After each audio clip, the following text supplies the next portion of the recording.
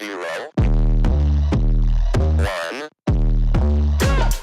Let's get started. And welcome to Beyond Top 10 Tennis. My name is Dr. Ashley Morgan Berge and I'm your host. If you're not familiar with my work, would like to learn more about it, head on over to AM8 International, the first tennis lab of its kind worldwide that is centered on delivering top 10 tennis rankings and is 100% backed by science. And I'm the author of 14 books behind multiple theories and have been a lead coach for over 20 years, having worked with athletes around the world, Europe, the United States to Australia.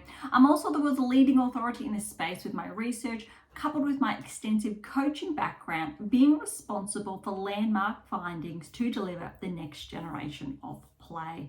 With new foundations this season, as shared in my two latest releases of my tennis black book, Federer, Nadal, Serena, Djokovic, and my brand new release, my tennis workbook. This season is like none other before, so as always, buckle in and enjoy the ride. Welcome to another edition of Beyond Top 10 Tennis. It's a joint, a special edition if you like, plus our typical weekly edition. And I share that because with the US Open, it literally just wrapped up, I want to say about less than an hour ago. So we have all of the results set. Yes, I watched all of the matches, but there was a little bit of a lag. I was going to come with you with the outcomes that we were penning down in our previous episode. So remember, previous episode last week, we were up to round of 16 and what was to come. And then I thought if I shared the key data and the analytics, it could not necessarily skew the results, but I wanted to come to you today to share not just how successful we were, the 80% to 100% plus success rate with how the data unraveled, but to share it with you really, the quarters onwards, what happened, how that unraveled. And also because we've got the live rankings out today, and I did share prior to the US Open the changes or the shifts we would see. So now we have them, and I can point towards them as in the why and as we were expecting, for example. So there's a lot from that perspective to go over today. But we also have Davis Cup on the ATP Tour kicking off later this week. WTA Tour have two events kicking off, I will say, later today. Beyond Top 10 Tennis is based in Australia, so we are, I'll say, a bit ahead. So later today, tomorrow, for example. But they are the smaller tier events. There are actually a lot of 125 events across both tours. More, I believe, or a lot more on the ATP Tour that have been underway in the second week of the US Open, for example. But we're not going to review them. Remember, we've started to center our focus primarily on the 250s plus because they're the biggest trackers towards top 10 Grand Slam metrics, etc. But from time to time, we will definitely review, not this week, however. So look, if you've been with us for some time now, thank you so much. You know what we're all about. If you are new, welcome. I would encourage you to track back to our earlier episodes, but these two late releases, look, I can't believe we're getting up to that 10-month mark for this one. It came out December last year. This one came out March. Time has flown this season, but your black book is really fundamental. And those of you who have been following along, you are now up to block 9. So this week does mark really the beginning of block 9 / the end of week 1. If you've been following it from the get-go, and you have the topic there, Power of Song, to dive into, and to cap off your previous block that would have happened last week during the US Open, you have all that chart work. So all those notes in here, but that's where your workbook, remember, comes in, and you should be halfway through your workbook, well over halfway now, and it should be jam-packed with all those notes, irrespective, your top 20, top 10, top 100, you should be penning this in every single day, not week. We're talking about daily, jotting that down before bed primarily, I would say, or during or after a training session. This is your go-to. You've got roughly about 20 hours per week what you should be doing in your black book, for example, just as a guidepost. Here is the more detailed work that you would be putting in probably in that 20 to 30 minutes before bed, just to wrap up your day. It's that combination of your workbook / journal as well. And I have been encouraging, I'll say, my athletes for the best part of the last 20 years to write this down. And so your workbook came about because I thought, you know what, instead of sharing this is what needs to be done to every single athlete, to simply go, you know what, I'm just going to design it myself. So you have that guide to begin with, and you know exactly what you should be penning down. So that's where your workbook comes in. And it really was set up in your black book, but your workbook is exclusively your workbook. So that's there. Also, whether you're new or not, all those books in the background, there's one fictional there. So there's 13 you should be making your way through. The fictional one is very different. A little bit exciting, but I'm not going to share too much, is that there is another fictional release that will be on the way. I'm not too sure when. Initial drafts have actually wrapped up very recently. So it is a bit of a very different process, I will say, compared to the non-fictional releases. So all of the data work, the predictive analytics, etc. So that will be climbing. But I will share more on that later when it does get closer to releasing. But that's just something fun that wasn't really expected. I wasn't really anticipating penning another book this year. Sometimes that does happen. It hasn't happened for 5 or 6 years now, I think we're at, when I was popping out 2 releases, but that was per season, but that was before Beyond Top 10 Tennis came to light. So we're in the over 2 years now, 2.5 almost years, maybe the end of the year will be there. And oh my goodness, I think today's episode we're around 179. 178 we are up to. So I was pretty close from that perspective. All right, so we are going to look at the US Open, WTA Tour first, then US ATP Tour results. So they're over here, then WTA Tours here, ATP Tours here. We're going to do all of the US Open, then ATP ranking, WTA rankings, ATP rankings, and we'll have a look at what's on, etc. So potentially not a very long episode today. We're just going to wrap everything out, what's been happening, and we will draw attention to the predictive analytics as well. All right, so US Open, WTA Tour. I'm sure each and every one of you knows the results. We know the outcomes. I'm not going to share them just yet. We're going to go through. All right, so remember, really quickly, Sabalenka Buska, Rybakina Vondrasova, Pegula Lee, Krejcikova Townsend, Kostyuk-Makova, Osaka Gauff, Anisimova Haddad Maia, Alexandrova Swiatek. That was your top 16 that we were going through. Now, remember, we did pen down our last episode what would happen. Now, depending how you look at it, remember we had those 2 matches that were either way, 50-50 potentially, and I said maybe or. So depending how you look at it, 75% success rate, or if you take the 50% into consideration, there's an 88% success rate. And it's even more impressive on the ATP Tour. Now, that's phenomenal. And I will say so myself, because it just shows how the data is, the analytics are, and when we're watching Grand Slams, when we're looking at technical parameters, how players have been performing, how they've been tracking throughout the season, those outcomes we're looking for. And I really wanted to focus on the top 8 for this year's US Open, because your black book really focused on the top 8 as well. And when you get to the top 8, It's those micro discrepancies we're looking at. And I'm going to use the Swiatek Anisimova match as an example without getting too much ahead of ourselves. And when you're looking at those key data points, you can say Anisimova played a really good match. She was actually quite solid through that match. However, Swiatek's serve dropped. So that's a very big percentage point. Technical parameters from that perspective, they dropped down. When you look at that unforced error count and it went up, for example, and the way she was performing her movement to hitting through the court.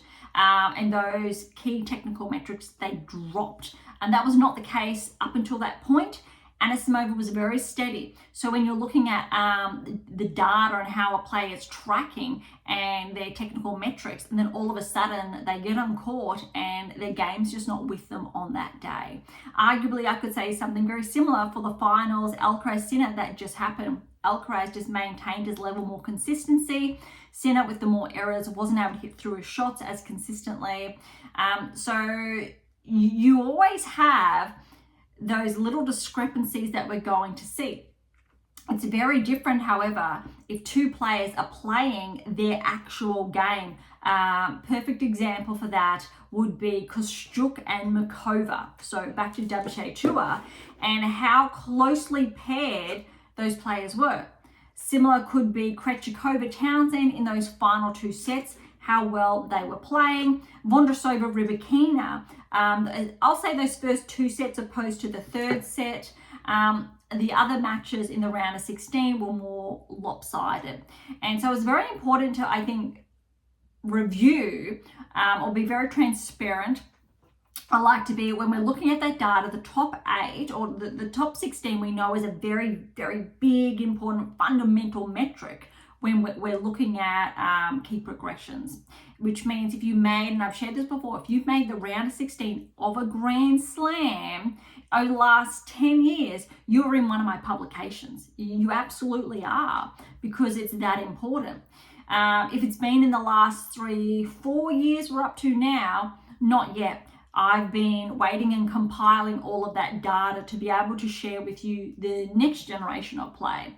So when we had Alcaraz, Sinner, Swiatek started, they're all in those publications, but Sabalenka as well, Golf, they've each won more Grand Slams since then. We've got more players on tour, so we've got more data to track them.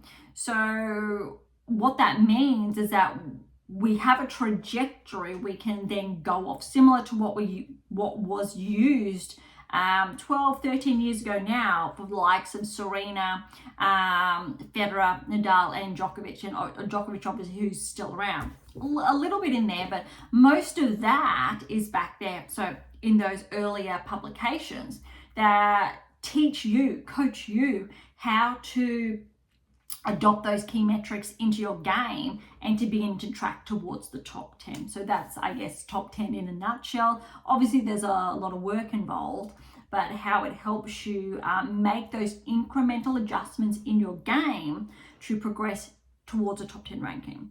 All right, so back to the results now. Sabalenka Buska, look, very solid first set. Second set, Buska did play, but look, 6-1, 6-4. Sabalenka was just clean, very solid this US Open. Vondrousova-Rybakina, this was the upset. So as far as the metrics were concerned, this is the one match that didn't go our way. Obviously, Rybakina was favoured, especially given how she had been performing up until the US Open. She was absolutely favoured in this half. I would almost argue that if she was playing the same level she was playing the last 3 to 4 weeks, and if she got through, I really thought that would have been a very big challenge in the quarters for Sabalenka, but Sabalenka did not have that until the semi-finals. And that was 6-4, 5-7, 6-2 to Vondrousova. Pegula Lee, as anticipated, Pegula's just playing a very solid tennis, 6-1, 6-2. Absolutely deserves her place moving forward. Krejcikova-Townsend, I tell you what, Townsend played the best Grand Slam of her life, best singles match of her life. She actually also made the doubles finals of the US Open. huge tournament for her. That said, we know she's a Grand Slam doubles champion. Krejcikova as well. But Townsend just blasted Krejcikova off the court. Now, if you watch this, I think it was 4, 5, maybe 6 match points. Krejcikova saved off Townsend, second set. That is brutal. But it goes to show Krejcikova, she's won 2 Grand Slams, singles, and obviously doubles are there as well. She is an incredible player, without a doubt. Former top 10 player, this time last year, top 10. So tiebreak in that second set, 15-13, and then she just stayed steady, 6-3 in that third. Kostyuk and Mikova, I'm going to say, look, there's about 10 minutes between the duration of this match and the Krejcikova-Townsend match. Look, 6-3, 6-7, 7 love in that, or love 7 for that tiebreak, then 6-3. That was so close. Hopefully we will see a bump in the rankings for both players. Well, we will, but Kostyuk, she's definitely a top 15 player. That's not going to be it won't reflect in the rankings yet, but this level is, I'm really impressed. And we did share this, although it was either or, and that goes to show why it could have been either or as well, as far as the data is concerned, for that match. Osaka and Gauff, this one was actually quite surprising when you're looking at the perspective of how Gauff's been playing well, Osaka's been playing well, but we have seen a bit of a dip in Gauff's performance, I'm going to say since the French Open. But you know what, she's already won a Grand Slam, huge accomplishment, but we have seen a bit of a dip. She played relatively solid earlier rounds, but Osaka, remember or recall previous episodes, I've spoken about that trajectory. You have that baseline, but also if you're on that peak trajectory, and that's Osaka's case, whereas Gauff's solid on her baseline. 3-2 to Osaka, solid, just over an hour. Anisimova, Haddad Mayer, we had this. Anisimova for this match really showed why she was solid. Haddad Mayer will be docked, I'll say a couple of points because I believe she made the quarters last year. 6-love, 6-3, although that match actually went longer than the Osaka-Gauff match, just to put that into perspective. Swiatek, Alexandrova, I actually really thought Alexandrova could get very close because she's been playing some huge tennis and very clean tennis. And Swiatek's previous match, it was longer than anticipated. But look, 6-3, 6-1, just over an hour, same time, ironically, as the Osaka-Gauff match. Really, Swiatek was in good form. All right, bringing it back now to the quarters. But before we get there, this is our success rate that I spoke about. The 75% if we're taking into consideration the either or 88% if we're okay with that. So that is, again, a really impressive one. As far as I think the quarterfinals were going, I was penning down, and I think we also had like around an 80% conversion rate. Sabalenka we had, Pegula we had, Osaka, we did have Swiatek down, but Anisimova did get through. So we'll go with that 75% there. Sabalenka, Vondrousova, walkover. Now you really need to potentially say she had fresher legs. So let's just say fresher legs for the quarters, because the semis is a very different story. So Sabalenka, fresher legs, which may have given her that advantage in the semi-final. Vondrousova, really feeling for her, because I tell you what, to pull out of a Grand Slam quarterfinal, you really need to be sore, and we know everything Vondrousova's been through. So I thought that was really rough from that perspective, heartbreaking. So Sabalenka walkover to the semi-finals. Pegula, Krejcikova, I think absolutely Krejcikova was not playing her game. Definitely her round of 16 match took it out of her. 3-3 to Pegula, hour and a half. But to put that into perspective, this time last year, after WTA finals, Krejcikova, back injury, she's been out for the best part of the year. Played a couple of matches prior to Wimbledon, for example. So She's had less than, I believe, a dozen matches, say prior, or up until this point, roughly, because she had some early losses, hadn't found that groove. This is the most back-to-back matches Krejcikova has had since coming back from injury. For any player, that's phenomenal. For a player, a former top 10 player, Grand Slam champion, to do that, to find that level, takes a lot of work. And so Krejcikova did not have, I will say, the same movement. Obviously, understandably, a little bit stiff, not as agile. And Pegula took advantage of that. Yeah. All right, Makova Osaka. Second set, very close, but it was a very close match either way. But Osaka, she's just playing how we know she can play or used to play, winning those 4 Grand Slams. 6-4, 7-6, 7-3 in that tiebreak, hour and 50 almost. I want to give it to Makova, pushing through to the quarters. We're really on the verge of joining the top 10 again, which is really exciting. Osaka, though, getting through to the semi-finals is huge. First time in 4 years, I think it was. And since she's been back, obviously, from being a mom, fighting, clawing her way back. And what I love about this, and it reflects in the ranking, you would have heard me at the beginning of the season say that if Osaka maintains her current trajectory, top 20, here we come. Probably not top 10, but she's going to get inside the top 20. And with this result, she's now inside the top 20. That's what I love so much about sharing with you the data, the predictive analytics, because watching the players and their technical applications, watching them track, and I can share with you who's on track and how you can apply that into your own game, and also how it works to who's going to be that next Grand Slam champion, or is that player going to win another Grand Slam, and more. Very exciting. Okay, Anisimova Swiatek, hour and a half as well, just to put that into context. It was a long match. Also, to put into context, Anisimova Swiatek 4-3 to Anisimova. Was I surprised? A little bit.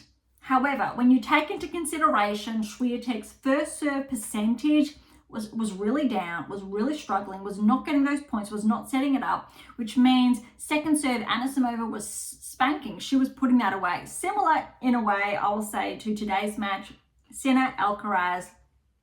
Sinner's serve percentage wasn't where he wanted to be, and how Alcaraz was stepping through, taking the advantage.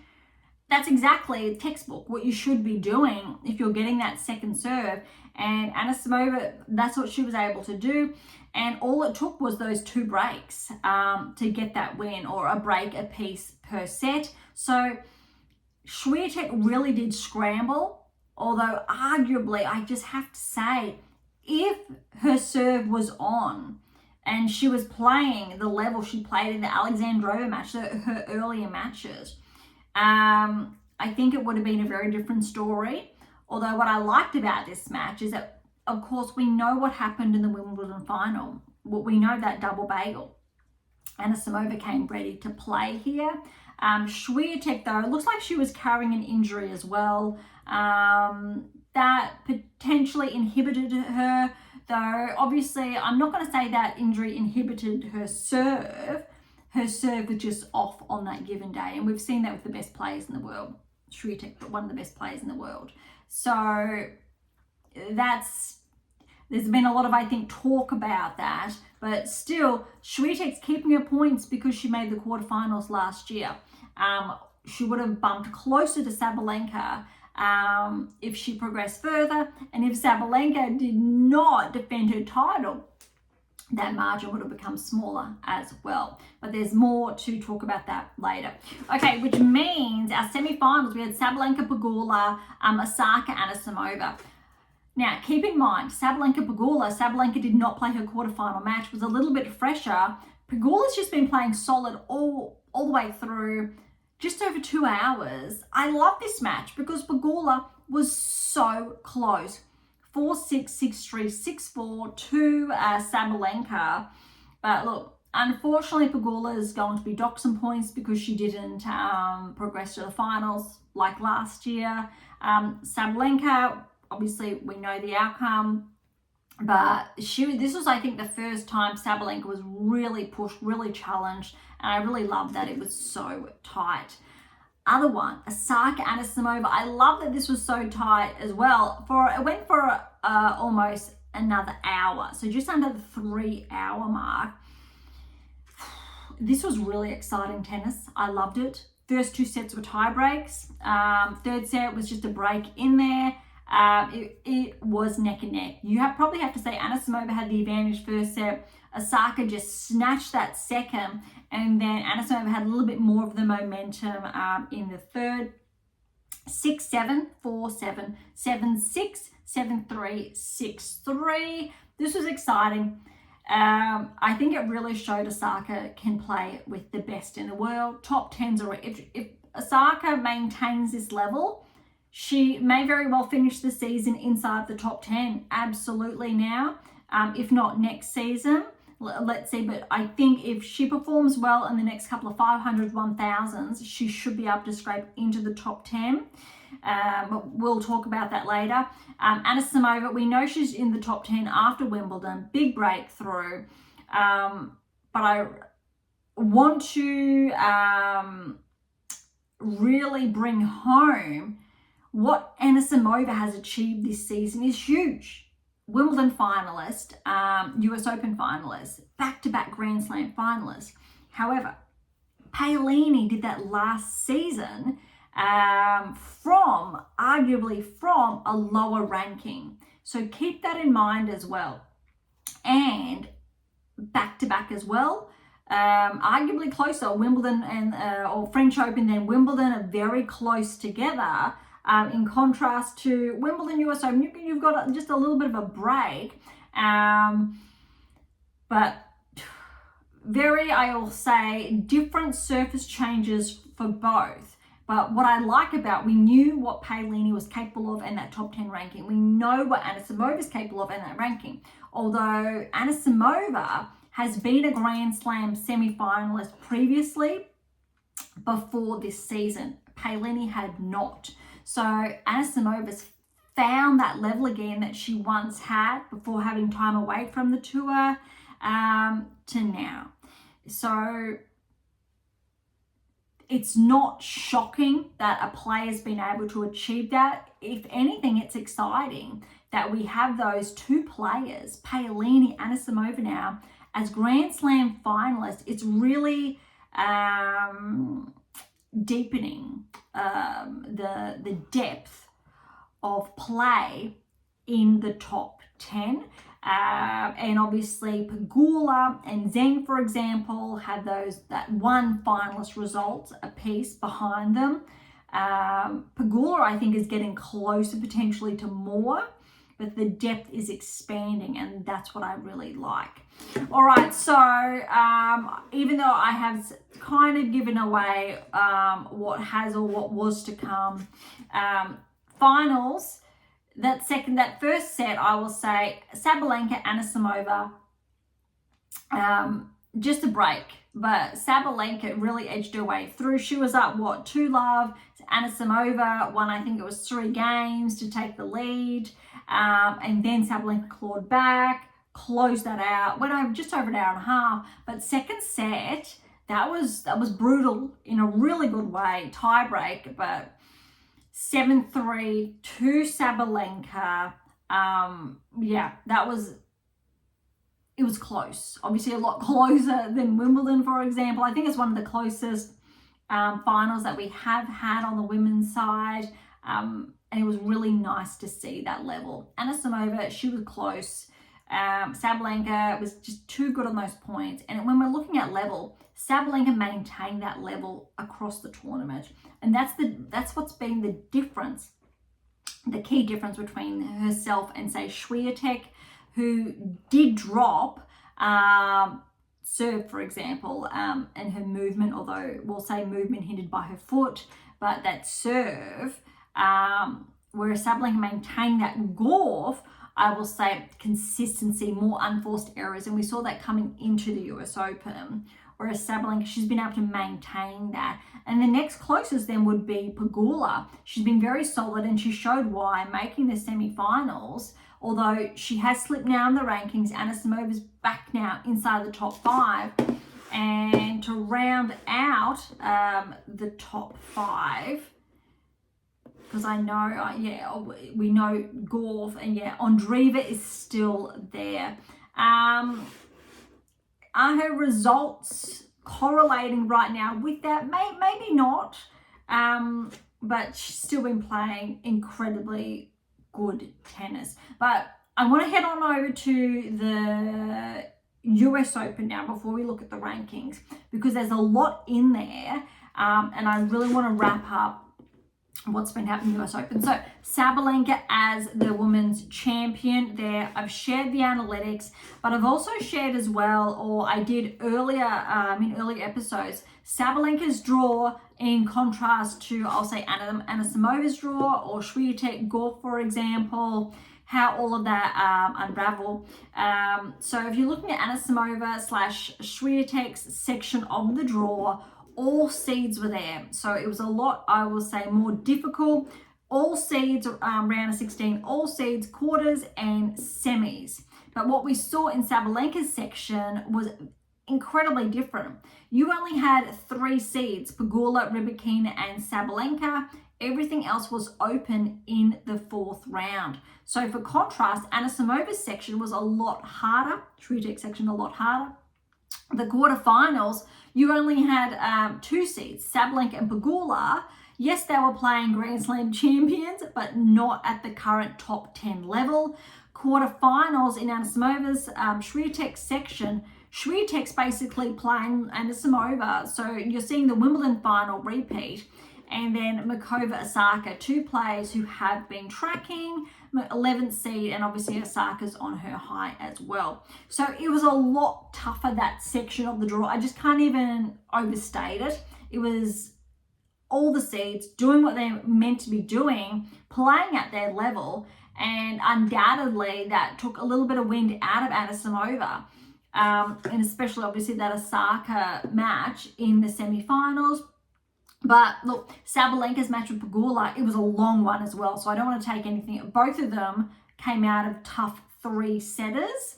That said, when you're looking at the draw, Sabalenka, her quarter, for example, instead of playing Vondrousova, and Swiatek had Anisimova, just to put that into perspective, I think that's really important.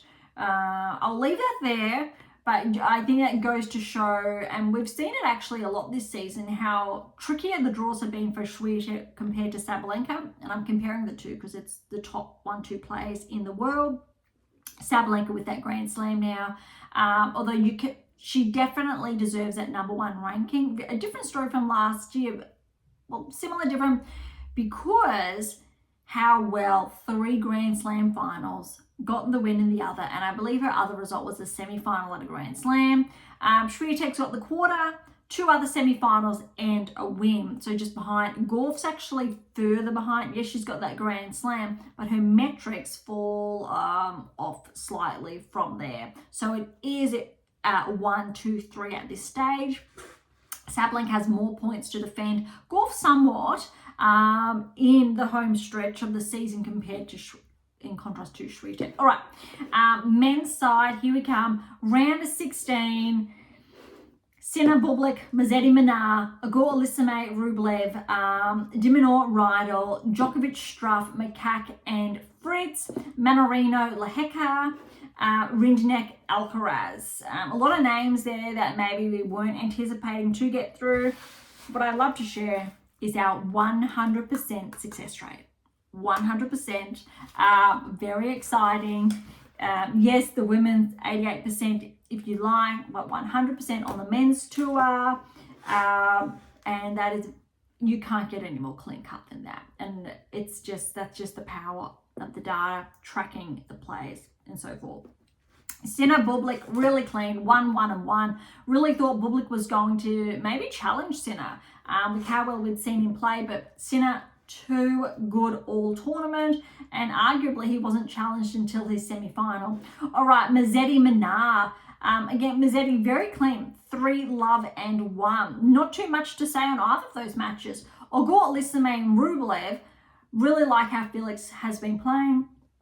A bit over 2 hours, 7-5, 6-3, 6-4. Look, really thought maybe Rublev had a chance with how he's been playing recently. But look, we had Felix down, and exactly for this reason. De Minaur and Riedel, 3-2-1. Good tennis from Alex there. Djokovic, Struff, 3-3-2. Just playing cleanly, like he was 10 years ago. Fritz and Makak. Potentially thought Makak was going to push Fritz a little more, but Fritz really clean, 4-3-3. Lehecka Mannarino. I think Mannarino pushed Lehecka more than anticipated. Longest of the round of 16s, a bit over 3 hours. 7-6, 7-4, 6-4, then 2-6, 6-2. Alcaraz over Rinderknech. A lot tougher, I'll say, in contrast to Sinner's round of 16. 7-6, 7-3, 3, then and 4. And 100% success rate there. So as self-explanatory, really. Quarters, a lot trickier, we'll say, and we did have upsets. Just the one. So I will say from as far as the metrics are concerned, similar to the women's side, 75% there. Because we've got Sinner, Musetti, Felix, De Minaur, Djokovic, Fritz, Lehecka, and Alcaraz. We'll start with the Sinner Musetti. Definitely thought Musetti could have pushed Sinner further, but just goes to show how clean Sinner was playing. 1, 4, and 2 at the 2 hour mark, but that was just absolutely clean cut tennis when you're playing another top 10 player in Musetti. Felix, Auger-Aliassime, and Alex de Minaur. Definitely thought de Minaur had his chances, absolutely. But Alex's level did drop. Felix just rose to the occasion. It went for just over 4 hours. Absolutely, one of the the longest match of the quarterfinals by far.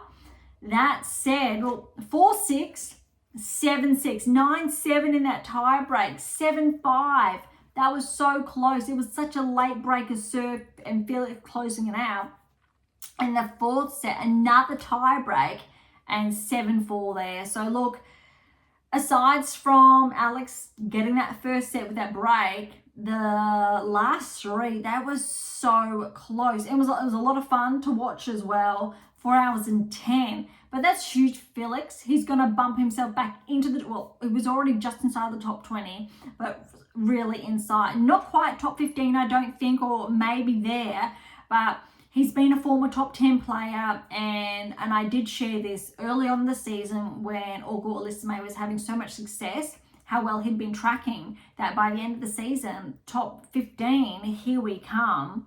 And again, very similar to Osaka, that's where we're at. All right, the bottom half, Djokovic and Fritz. Again, this could have gone either way.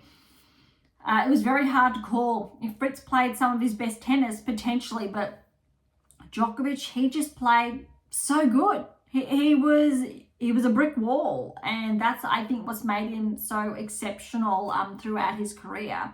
We've got 6-3, 7-5, 3-6, 6-4. I think I was disappointed. Look, 3.5 hours almost, but I was a bit disappointed in Fritz just really towing the line with Djokovic. There was a very big clear separation in their levels. Yes, it was very close, but you could see that as far as their movement's concerned. And it's not to take anything away from Fritz, because he deserves to be that top 5 player. But you can see that drop there. It was actually quite apparent, and that's, I think, what Djokovic does best. He'll expose his opponent's weakness and make him look like he's not playing that well, when realistically he is a top 10. But this match actually made, maybe Djokovic could give Alcaraz a bit of a push. So the bottom, we got Lehecka and Alcaraz, and look, just under 2 hours, 4, 2, and 4. as anticipated. So the biggest upset I will say there would have been de Minaur ideally getting past Anisimova, and it was tight. So that's why I'm giving it that 75%. Similar to the women's side, but that's what we would typically normally see. And again, data anomalies, upsets, how that happens, and I would call that an upset, similar obviously with what happened on the women's side. All right, semi-finals, Sinner Anisimova, and I think this was a very big telltale.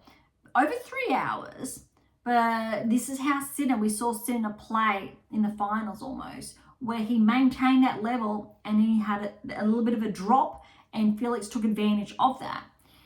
In the final, it's very similar, except when Sinner had a bit of a drop, Alcaraz really pounced because of the different levels.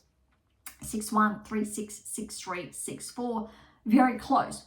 Not to take anything away from Felix, it's showing what Felix was able to expose when that little opening did come. So to put into context then, when that little opening came, Alcaraz really stepped up, because obviously it's essentially as if Sinner was playing someone at his identical level, which just happens when Alcaraz and Sinner essentially play from their recent track record. Djokovic and Alcaraz, look, those first 2 sets were really, really close. Put it into perspective, Sinner's match was over 3 hours. This one was a little bit over that 2-hour mark. 6-4, 7-6, so 7-4, 6-2. And I think Djokovic said it really nicely, honestly, in his press conference, that he really was able to hold it those first 2 sets with Alcaraz, and the scoreline shows. Third set, though, Alcaraz just amped it up a little bit, and it was a bit trickier for Djokovic to follow. And that's really what the scoreline does show. That's fair. But all credit to Djokovic. He's made all the semi-finals of all the Grand Slams this season. And, I mean, if that's not impressive, I don't know what is. That's huge. That said, Alcaraz and Sinner's track record, especially Sinner making the finals, is it, of 3 or 2 so far this season. Obviously, Wimbledon, Australia, one in Australia, Wimbledon, and now the finals here. So yeah, the US, but we know Alcaraz fell early in Australia, for example, to put that into perspective. And obviously the finals are rest, so 2 finals rest of the way. But yeah, really impressive, I think, tennis from both players. So all right, on to the finals.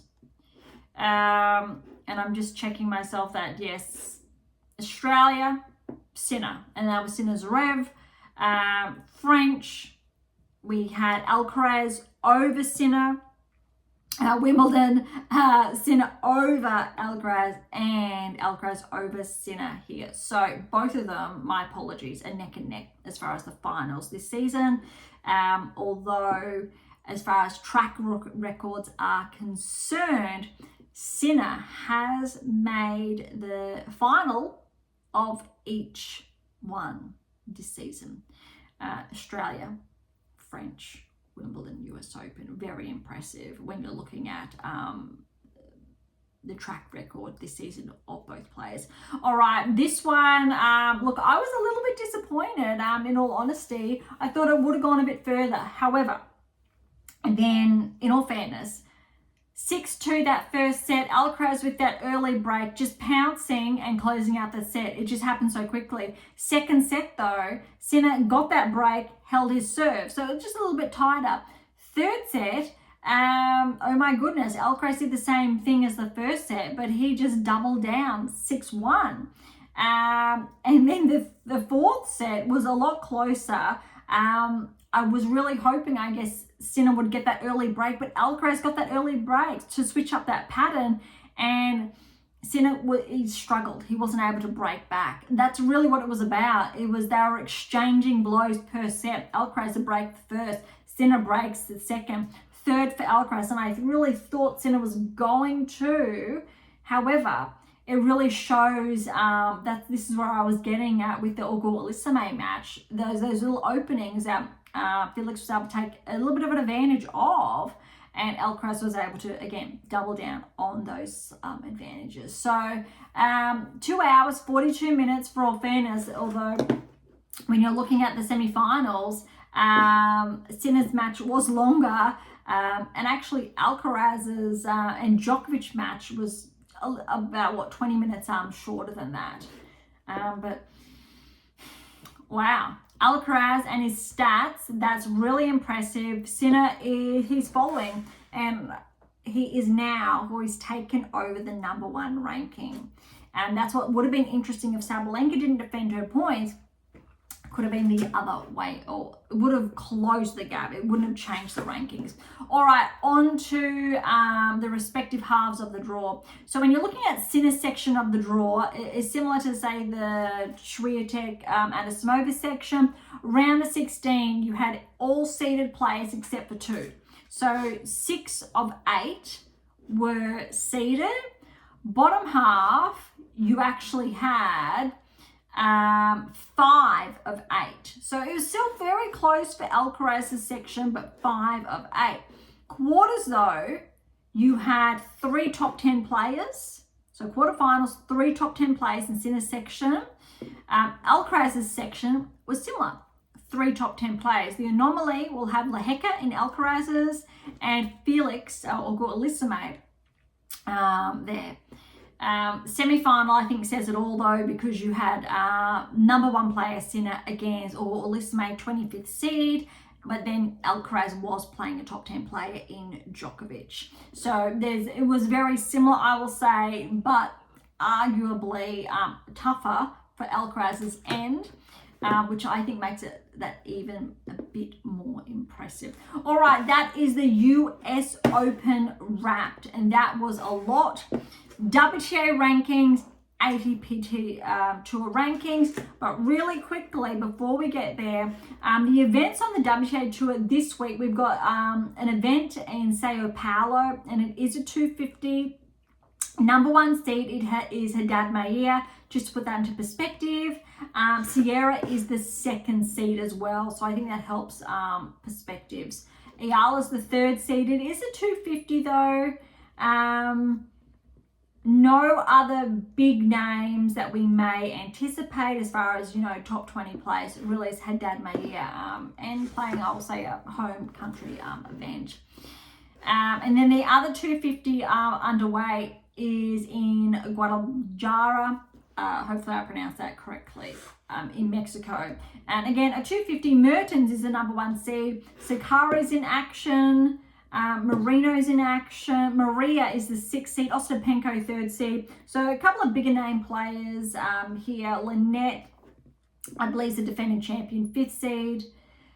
Sloane Stephens is back. It'll be interesting to see how she plays with that foot injury being off. She's had a bit of bad luck. And Veronika Kudermetova is the 2nd seed. So it is, by all accounts, I will say the bigger, and my apologies, it's a 500, not a 250. So the Brazil event, Sao Paulo, is a 250. Guadalajara is the 500 event that's underway. And yeah, Frech, my apologies, is the defending champion, not Lynette. So potentially Frech may drop points. I'm just checking if no. Yeah, she is playing. She's got a bye first round, so that'll actually be interesting to see how well or how that does unravel, and we will get to that next week. So it's these events on the WTA Tour, but Davis Cup is ATP Tour this week, but that's all before other events will kick off, all the bigger ones the following week. All right, rankings, here we go. Parry is into the top 100, up 7 places to 100 now in the world. Looking at the bigger ones, all right, Roos has taken a bit of a hit, back 26 places to 96 in the world, and yes, these are fresh from the US Open results. McNally's up 7 to 94 in the world, so back inside the top 100. Kokureto's back 7 to 92. Tom Lanovich is back 12 to 91. Dolhide's back 12 to 90. Birrell's back 5 to 88. Focusing on the bigger ones now, Jones is up 4 to 85. Jackie Moe, she's up 8 to 83. Sierra's back 8 to 82. Zakharova's up 10 to 80. Jabeur's just back 2 to 79, even though she hasn't been playing. Valentova We did speak about her 18-year-old on the move from Czechia is up 19 places to 77 in the world. Rakimov's back 11 to 76. Solmez is up 7 to 74. We've got Belinkova's up 9 to 71. Vekic has taken a bit of a hit, 19-point regression to 68 in the world. Ever since Wimbledon, she's taken a really big hit. So that's another player that was inside or almost inside the top 15, top 20. Big regressions that we're seeing. But we're seeing that also this season on the ATP Tour, but still happening on the WTA Tour. Collins is back 6 to 67 in the world. This time last year was still around top 10.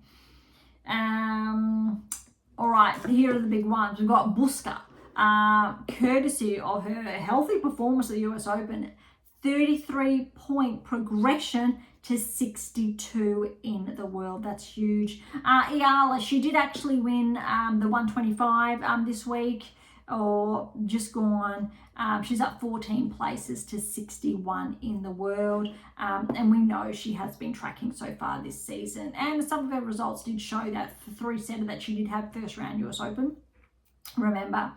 All right, Liza's up just 356, but she's also a player that has been tracking. Sakari's up 9 to 55. Bulta back 6 to 54.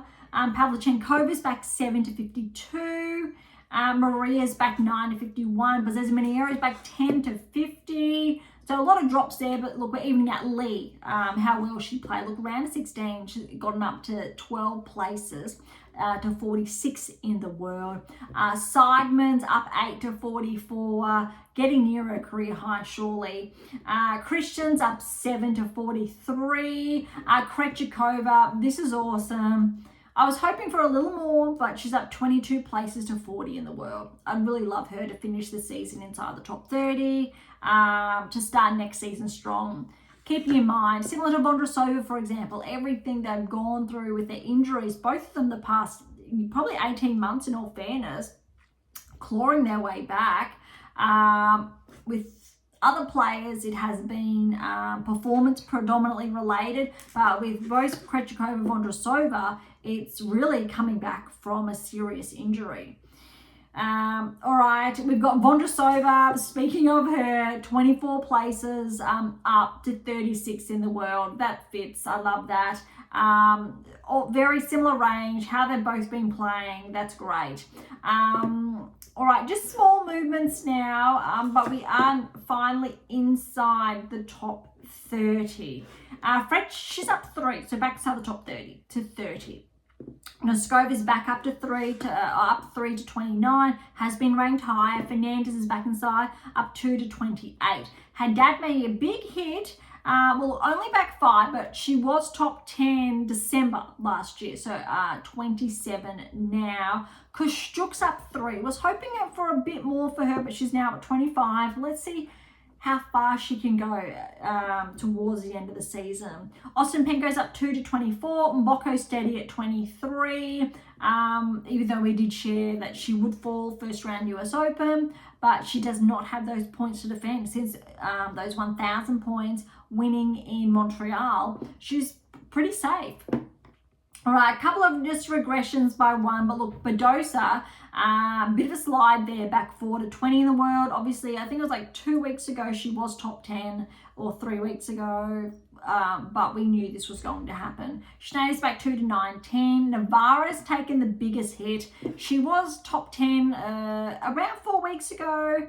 Then was 11 prior to the US Open, but it's taken a bit of a hit because she wasn't able to defend. I think she made quarters last season at the US, quarters or semis, but wasn't able to get that far. So back 7 to 18 in the world. Benchik's up 2 to 17. Kazakhani's up 2 to 16. Makova, ironically, is back 2 because she did make the semifinals, I believe, last season. Quarters was the case this year, so at 15. But Osaka's got the biggest jump, 10-point progression to 14 in the world. Look, she is roughly, there's about a 1,500 point difference she's going to need. 1,400 maybe to get inside the top 10. So there is still a very big gap.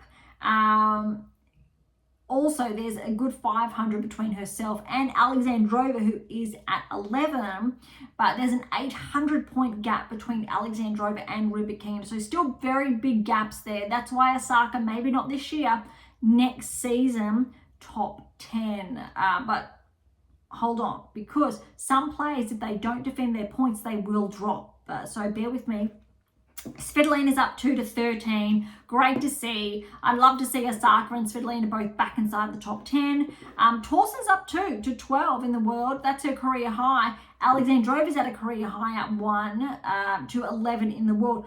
Both, I will say, arguably, Makova, even Kasatkina, but just for perspective, top, I will say, well, almost top 20. Badosa's been top 10, Navarro's been top 10, Berge's been top 10, Kasatkina's been top 10, Makova's been top 10, Osaka and Svitolina both been top 10.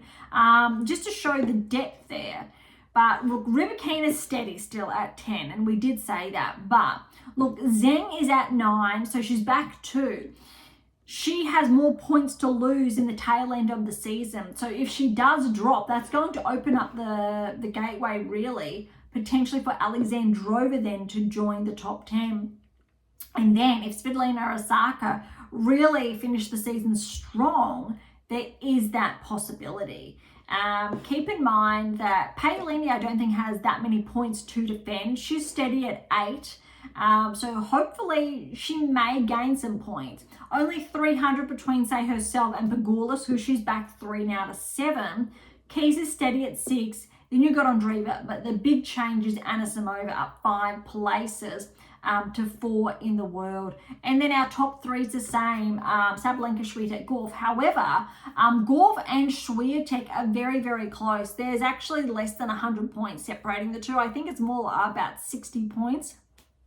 In all fairness, so that actually has closed somewhat. I think Gauff would have gained points at the US Open. Swiatek defending to make that margin very, very close. But it's going to be very interesting, I think, the next, I will say 6 to 8 weeks. That really could change. I'm going to say Anisimova is going to stay steady at 4, but we could see a little bit of a shuffle. Sabalenka's got points to defend. Gauff has points to defend. Swiatek basically has not that many points to defend. So if she does perform well, good things. Although still, if Gauff performs well, beyond, so if she claims a 1,000 or even a 500, that could switch as well. So it's a lot closer than it was this time last year between the top 3. But I think this range was very similar, where Swiatek was number 1 in the world this time last year. Sabalenka was 2. And then after she won some big events, she took that number 1 ranking. But it's actually still possible, I would say, though we really would rely on Sabalenka to take a dip. I'm not too sure if that's going to happen, but time will tell. All right, that's the rankings for the WTA Tour. Let's head on over to the ATP Tour. A little bit longer than anticipated, but that's what happens, I guess, when we get a little bit excited with all the results, or I dive a little bit deeper with you. All right, Shavinka's back 3 to 100 in the world. 22-year-old from Czechia, so one to watch.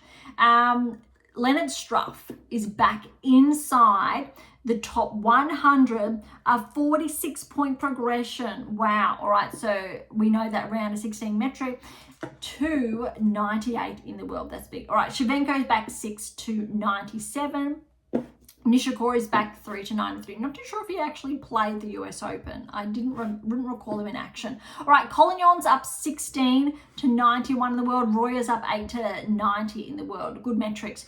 O'Connell's back 8 to 89. Goffin's back 7 to 87. Brooksby's up 7 to 85. Vanderzen Schulp's back 9 to 82 in the world. Thompson's taken a little bit of a hit, 19-point regression to 77 in the world. Thompson got as high as around 35 earlier this season, I believe. I think it was this season, last season, I'll say this season. So it has taken a bit of a hit. similar to Korda, who was top 30 beginning of the season or last season, but he's back 3, so to 78 in the world. Walton's up 10 to 75 in the world. That's great. Anali's back 9 to 73. Look, Hercax, who was top 10 this time last year, he's back 4 to 72 in the world, and so that's a big hit. Similar as we spoke about on the WTA Tour, how we're seeing that obviously on the ATP Tour this season. Chevrolet's back 5 to 64. Opelka's up 4 to 63. Mazarek, a good run at the US Open as well, similar to Wimbledon. He is up 14 places to 62 in the world. Berrettini's back 6 to 58. Rindenek's up 25 places to 57 in the world. Really good metric there. Manarino, because of his run into the round of 16, is up 22 places to 55 in the world. Borges back 11 to 52. Giron's back up 5 to 50 in the world. Altima's up 7 to 49 in the world. Kekmanovic is back 5 to 47. Bonzi's up 6 to 45. A lot of movement here. Look, Fonseca's up 3 to 42, even though it's just a small one. I know he's been making some waves, or we do know. Popperin, who was inside the top round 25 a few months ago, he's back 4 to 40 in the world. So a little bit of a hit recently. Manar's up 7 to 37 in the world. Thought maybe a bit more, but round of 16 result. Small movements, but now we are inside the top 30. All right, Tiafoe, big hit. So remember last season, semi-finals at the US Open. So he's back 12 places to 29 in the world. Dimitrov didn't play. Look, top 10 a few months ago, but we know he's out with injury, back 3 to 28. Tsitsipas, look, he's up 1. Interestingly, 27 though. Not sure if he'll get back inside the top 10 with his current level. More competition, more depth. Really need to see more from his game. Caboli's up 125. Just a couple of hits. So we've got Humbert's back 124. Fils is back 323. He did not play the US Open. Macaque steady at 22. Sorrentolo's back 221. David Fokina is back 2 to 20. So not many big hits, and that just goes to show that these players did not perform that well last year. They've gotten their points from other events throughout the season. All right, Bublik back inside the top 20. He's up 5 places to 19 in the world. Medvedev's taken a hit, back 5 places to 18 in the world. Mensah's back 1 to 17, but Lehecka, he's up 5 to 16 in the world. Very exciting, I think, for both players. Czechia. Paul's back 1 to 15. Rublev's up 1 to 14, but the biggest difference is Ogor Alisime. 14-point progression. Yes, he's inside the top 15 at 13 in the world. No, I do not believe he will be able to finish the season inside the top 10 at this rate, but there is a 500 roughly point difference. If he finishes season strong, yes. Although I wouldn't be surprised if there's a little bit of a dip because he started the season very strong. Understandably, finishing the season inside the top 15 really places Felix for a run inside the top 10 next season. Look, Rudd had a recent progression, even though he had an early round loss, but he's holding strong at 12, and Rune's holding strong at 11 too, even though had an early loss too. But technically correlates. Top 10 though is still the same. Mazzetti, Kaknikov have changed places. So Kaknikov's back 1 at 10. Mazzetti's up 1 to 9. Felix is, Dimonor steady at 8. Draper's back 2 at 7. We know he made the quarters, semi-finals last season at the US Open. Obviously lost second round, so that was a big hit. Shelton, though, steady at 6. Fritz, since he wasn't able to defend his US Open finalist result, just back 1 to 5 because he had a lot of points to spare from that perspective. Djokovic is the biggest jumper, up 3 places to 4 in the world, so back inside the top 5. I think that really tracks, definitely deserved.